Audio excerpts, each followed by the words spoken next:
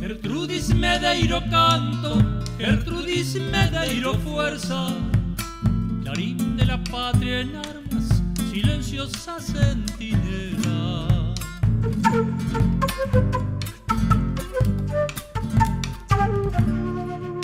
No pudieron los azotes, no pudieron las cadenas romper tus lazos de sangre por el fervor a esta tierra.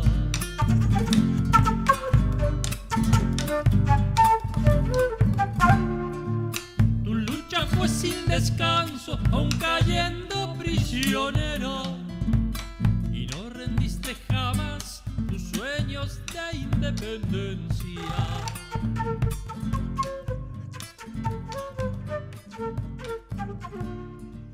Querida familia, lo prometido es deuda, dejar este granito de historia, seguramente hablar un poquitito de esta tierra. José Guardia de Ponté, Gustavo Flores Montalbetti, como todos los años, ¿no? Dejando un pedacito de nuestra historia, parte de nuestra idiosincrasia. Muchas gracias, José Guardia de Ponté, por formar parte de este documental. Gustavito, muchas gracias. Quería preguntarle, básicamente, José, para que demos inicio a esto, ¿cuáles fueron los motivos que impulsó a la lucha? ¿Cuáles fueron la gente, ¿no es cierto?, que formaron parte? ¿Por qué defendieron justamente esta tierra? Bueno, yo creo que lo primero que podemos decir es que hay un cambio de mentalidad en el mundo, ¿no? Nace el liberalismo, nace el humanismo, nace lo que se llama la ilustración, ¿no? Y esto venía a cuento de que entre las dos clases sociales que existían en Europa, que eran los nobles y los vasallos, surge una nueva clase social, que es la burguesía. Y esta burguesía viene pechando fuerte, impulsando, digamos así, ideas nuevas, y una de esas ideas era la idea de la libertad.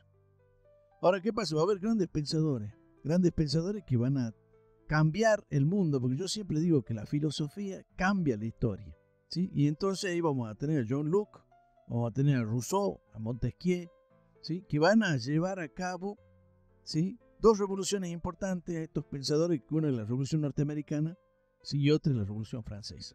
Y eso va a caer en nuestras tierras, ¿sí?, después de la expulsión de los jesuitas, porque ahí nadie sabe muy bien por qué lo expulsaron. Muchos dicen que es por la plata, pero en realidad lo expulsaron por una razón clara.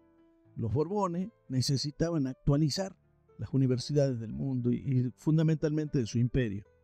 Y acá que al irse los jesuitas que tenían en su cuenta las universidades del imperio español, entran la ilustración a estas universidades. Y acá que en la Universidad de Chuquisaca, ¿sí?, gente como Monteagudo, como Mariano Moreno, como Juan José Castelli, van a ser imbuidos de esa ideología y van a llevar a cabo, ¿sí?, todo un movimiento revolucionario en nuestras tierras buscando la libertad. Y hablemos un poquito el tema de las mujeres, el rol en la independencia. ¿Cómo jugaba la mujer en el rol de la independencia? Una participante fundamental en todo lo que han sido los movimientos, tanto sociales como militares. Es decir, la mujer se encargaba de principalmente la atención a los soldados. Es decir, cada ejército venía con un pueblo por detrás que era el que le hacía el servicio de cocina, el servicio de enfermería, el servicio de arreglo de la ropa y todo lo demás. Entonces, pero hay otra participación de las mujeres que es fundamental, que se relaciona con la parte de la red de espionaje. Y ahí yo te voy a interrumpir. Vos sé que esto tiene un antecedente, ¿no? Napoleón Bonaparte fue uno de los militares reconocidos, digamos, ¿no?, más importantes de la historia.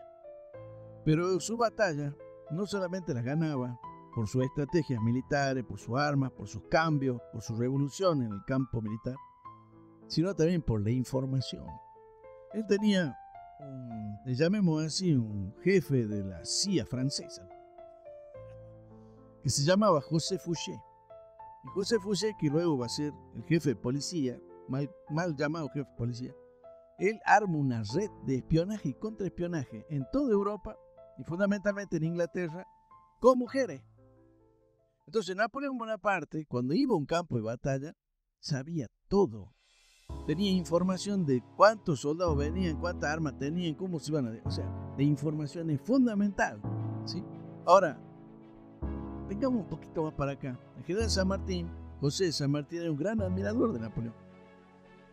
Y estudiaba toda su estrategia, porque convengamos que San Martín era un gran estudioso. Y ese estudio y ese trabajo, yo creo que de alguna manera cae en su campaña, porque no nos olvidemos que la gesta güemesena depende de la gesta sanmartiniana. ¿Y quién conforma esta estrategia de este ataque en pinza hacia el virreinato del Perú, hacia San Martín? Y por supuesto, el general Güemes, ¿sí?, va a armar una red de inteligencia en este lugar, ¿sí?, desde Camposanto, desde Güemes, desde Salta. Va a armar todo un sistema que lo va a comandar, ¿sí?, Magdalena Güemes, ¿sí?, de Tejada, su hermana, pero va a haber muchas mujeres que van a trabajar en esta cuestión. Entonces, Güemes va a tener la información de todo el espectro, digamos así, de su defensa del territorio. Nosotros contamos 12 a 13 invasiones realistas, retenidas y atajadas con éxito. Pero ¿por qué? No solamente por la bravura de los gauchos, no solamente por la capacidad estratégica de los comandantes, sino también por la información. En los albores de la independencia, cuando las llamas de la revolución ardían en los corazones de los patriotas, surgieron héroes que desafiaron la opresión y lucharon por la libertad. Hoy, viajaremos a través del tiempo para revivir las épicas batallas que marcaron la historia de nuestra tierra. Nuestro relato comienza en 1814, cuando el general Pezuela, al mando de las fuerzas realistas, se aventuró a invadir Salta. Sin embargo, la valentía de los salteños y su férrea resistencia hicieron que Pezuela se retirara el 24 de julio de ese mismo año. Pero la lucha no se detuvo. El general Olañeta, en su afán por someter Jujuy, se encontró con la feroz resistencia en Guacalera. Allí sus tropas fueron derrotadas, marcando un hito en la gesta independentista. En 1817, el mariscal José de la Serna logró tomar Salta tras intensos enfrentamientos. Sin embargo, su permanencia fue efímera y pronto se vio obligado a huir en mayo de ese mismo año. El general Olañeta, incansable en su afán de controlar Jujuy, libró combates contra el coronel Arias y sus gauchos. Aunque tomaron Jujuy en 1818, la persistente resistencia de los patriotas los obligó a retirarse. El general Ramírez Orozco intentó tomar Jujuy y Salta en 1820, pero fue derrotado en La Pedrera y nuevamente en Yala. El general Marquiegui ocupó Jujuy por 3 días en 1821, pero José Ignacio Gorriti y sus gauchos lo vencieron. En 1821, el coronel Valdés hirió al general Güemes en una emboscada. Olañeta tomó Salta, pero la muerte de Güemes y un armisticio forzaron su retirada al Alto Perú. Así concluye nuestro viaje por las heroicas gestas de aquellos que lucharon por nuestra libertad. Sus nombres perduran en la memoria colectiva, recordándonos que la valentía y la determinación pueden cambiar el curso de la historia. Gustavito, en esta tierra, en Camposanto, ¿cuál fue la mujer que hizo la historia referente a nuestra independencia? Mira, acá en los documentos son muy pocas las mujeres que figuran en la documentación militar o de la época, salvo algunas que son mencionadas y que han sido reiterativamente mencionadas por distintos jefes militares o héroes. Y acá, precisamente en Camposanto, vivió María Gertrudis Medeiros de Cornejo, de Fernández Cornejo, que era coronel del destacamento quinto de caballería que estaba acá en la villa. Marín. El esposo de Gertrudis Medeiros. Cuando Gertrudis vivía en Salta, siendo moza, se casa con el coronel Juan José y se vienen a vivir acá a una finca que se llama la Concepción del Camposanto o el Lapacho o la Población. Esa que te comentaba recién, creo que está a menos de 1 kilómetro de acá y que todavía esa casa se mantiene en pie, muy reformada, muy destruida, pero bueno, todavía está. Y deberíamos cuidar y deberíamos nosotros restablecerla, revalorizarla. Y deberían ser cuidadas en el tiempo, digamos, o sea, puestas por lo menos bajo una cierta custodia de conservación. Gertrudis vivió acá en Camposanto desde el año 1800, cuando se casó con el coronel, hasta 1814.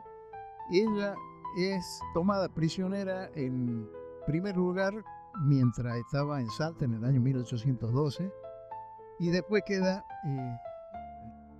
Belgrano, el general Belgrano la libera después de la batalla de Salta. Bueno, como ella era colaboracionista con la tropa de la patria, no nos olvidemos que cuando Belgrano se hace cargo del ejército del norte, del ejército auxiliar, venía de una derrota terrible en Huaqui, y los soldados venían enfermos, heridos, hambrientos, casi desnudos. Entonces Belgrano se acantona acá en Camposanto.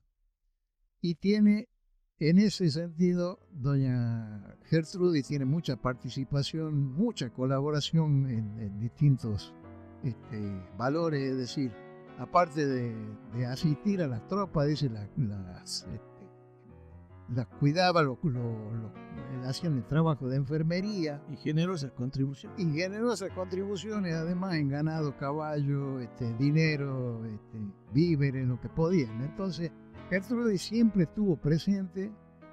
Y después, posteriormente, en el año 1814, este creo que es el punto más significativo de la historia de Gertrudis Medeiros, es cuando viene una partida de 300 españoles al mando de Juan Guillermo Marquiei, que venía de Salta, pasaba por Camposanto con destino a Jujuy, tratando de rejuntar algo de víveres, ganado, y resulta que asaltan esta casa donde vivía Gertrudis Medeiros y la hacen prisionera.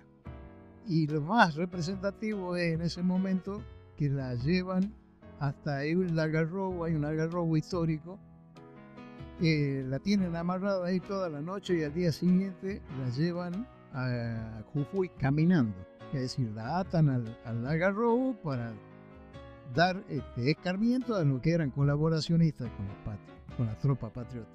Y de ahí la llevan a Jujuy prisionera y la tienen desde el año 1814, abril de 1814, hasta el año 1817, que es cuando Güemes retoma la ciudad de Jujuy y la libera. Gertrudis en ese momento tenía 3 hijas, mujeres, chicas, entonces se retira a una hacienda que tenía mitad herencia y mitad de compra que hace su esposo en Zárate, en Tucumán. Y 2 de sus hijas, las 2 mayores, se casan con 2 tranqueños que llegan a ser generales, uno Alejandro Heredia, que llega a ser gobernador de Tucumán, y el otro Felipe Heredia, que llega a ser gobernador de Salta. Por ahí la historia, muchos autores la dan como que termina su vida ahí en tranca, pobre, sola y olvidada. Gertrudis nunca fue pobre. Gertrudis tenía la finca La Población, la arrienda, 6 años, después la vende otra casa que tenía en Salta. La casa de lo que es hoy el mercado artesanal en Salta era de los padres, o sea que eso también lo vende. Nunca fue pobre, como quieren algunos historiadores hacer terminar su vida. Y Gertrudis desaparece, así de la página de la historia, firma el último documento que firma Gertrudis, lo hace en Salta, el día 6 de mayo de 1847. O sea, Gertrudis ya tenía en ese momento 67 años de edad, era una mujer muy grande. Y no sabemos, no hay datos, no hay documentos que nos den a conocer, digamos, la fecha de su muerte y el lugar donde está sepultada. Para terminar el tema de Gertrudis, podemos decir que esos 3 años que pasa en Jujuy van a ser los más, digamos así, los más fructíferos para la independencia, ¿sí? Porque ella, que al principio va a estar, digamos así, en cautiverio, pero luego se le da cierta libertad y va a poder caminar por las calles de Jujuy, lo que va a ser un trabajo muy fino de información, de espionaje para el general Martín Miguel de Güemes. No nos olvidemos que en ese tiempo estaba prohibido a las mujeres la educación, ¿sí? Eran iletradas, pero Gertrudis, gracias a su padre, va a tener una educación perfecta, o sea, ella sabe leer y escribir a la perfección. Entonces, ¿qué pasa? Ella va a armar pequeños informes que gente de comercio que iba con mulas, de Salta a Jujuy, ella le podía transmitir esa información al general Güemes de una manera muy exquisita, muy detallada, y esto va a servir, tanto y así, que el general Güemes va a reconocer en un momento dado, según los documentos que tenemos, que una de las mejores informantes, más específicas y más especiales va a ser justamente Gertrudis Medeiro. Las únicas, hay muy pocas las que son documentadas, por supuesto se conoce la figura de Juana Zurduy, de Macacha Güemes, de Gertrudis Medeiro en este caso, y después hay algunas otras como Martina Silva de Gurruchaga, Juana Moro, Lorenzo de Peón Fría, hay algunas, digamos, que están mencionadas, porque no nos olvidemos que en esa época eran muy reticentes la parte militar, tanto que, comento, en los registros nacionales, por ejemplo, la única mujer que figura es Juana Zurduy, pero con el nombre de Juan, ni siquiera es reconocida como mujer. Entonces las otras mujeres, ¿sí? Como Juana Zurduy, teniente coronel de caballería del Alto Perú, pero Juan Azurduy. Entonces ahí vos te das una idea de que la mujer no era reconocida para nada. El eurocentrismo tiene tres cuestiones fundamentales. El primero, el linaje, que hace al clasismo. El segundo, en la cuestión de la genética, y eso hace al racismo. Pero la otra es el patriarcado, que es la cuestión del machismo. Entonces, ¿qué pasa? No se le reconoce a la mujer en toda su historia, no estoy hablando desde tiempos inmemoriales, no se le reconoce la participación de las mujeres en la historia, ¿sí? Y cuando hay una parte amputada de la historia, hay una parte amputada de nuestra identidad. Entonces, tan fundamental es hoy día no solamente reivindicar la figura de estas mujeres que hicieron patria, sino también reivindicar a todo el espectro de todo lo que ha sido amputado. ¿En qué sentido? Por ejemplo, la historia de los negros en la independencia, la historia de los indígenas en la independencia. Y creo que tenemos que transmitir la historia, porque nadie, mi querido amigo, puede creer lo que no conoce. Perfecto. Muchas gracias.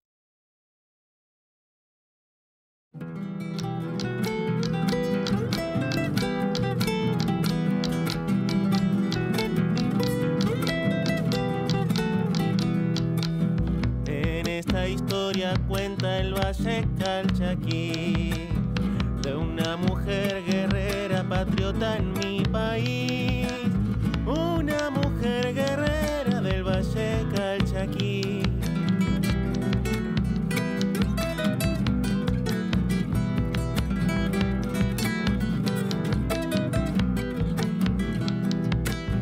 María Medeiro desde Salta, Tucumán, hija de un doctor de don José del Oriental, manda a su coronel para realistas doblegar.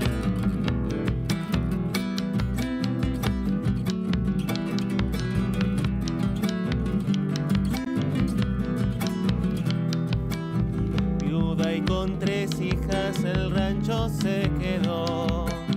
En su hacienda con su gaucho se atrincheró a esperar los realistas contra Buco y Facón. Doña María Medeiro, espía en el norte, su estancia fue trinchera y alma de un cuartel, una mujer de fuego, patriota del norte.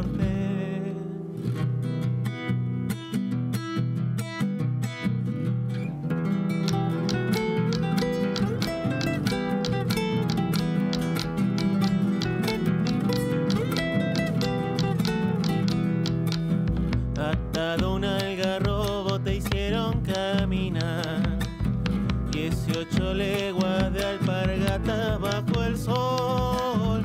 Audaz mujer de fuego, tu carta ya llegó.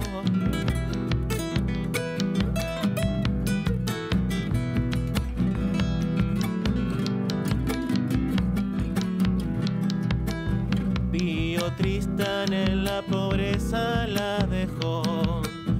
Jugó por Salta y dijo no pa'l socavón.